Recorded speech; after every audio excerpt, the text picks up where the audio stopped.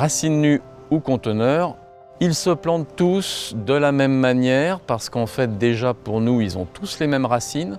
Un rosier à racines nues, c'est un rosier qui est sans substrat, sans moyen de se développer. Il est à la fois très fragile mais très solide parce qu'il est en repos de végétation. Donc il n'est pas à racines nues au mois de juillet, il est à racines nues entre novembre et mi-avril on va dire. Et c'est une période où le rosier est endormi. Donc quand on le vend à nos clients, il va se réveiller chez eux. C'est-à-dire il va se réveiller dans leur jardin après plantation et il va s'épanouir très bien dans leur jardin.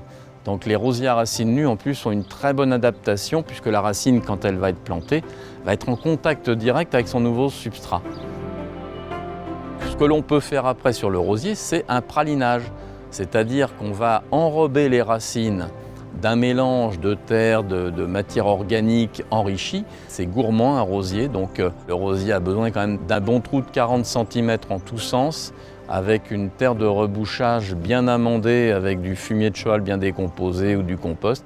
Et vous donnez à manger au moins au départ et puis quand même régulièrement après, bien arrosé parce que l'erreur à ne pas faire, c'est penser qu'un rosier en conteneur n'a pas besoin d'eau la première année.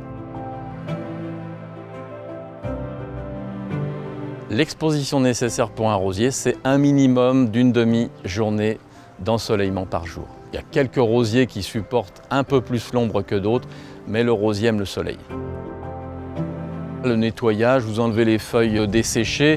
Les rosiers en soi n'ont pas un besoin de se tailler tous les ans. Vous pouvez le faire, c'est-à-dire qu'en taillant tous les ans, vous renouvelez la charpente, les branches, vous renouvelez le feuillage, vous renouvelez la fleur, donc vous favorisez la production du rosier.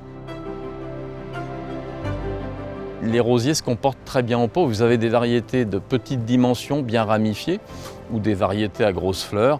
Il suffit qu'ils aient un pot de 40 voire 50 cm de diamètre et surtout 50 cm de profondeur. Vous lui mettez un mélange de terre végétale parce que le rosier aime bien une terre où il peut s'ancrer. Donc surtout pas un terreau qui va sécher. Et après la fertilisation, vous maîtrisez très bien.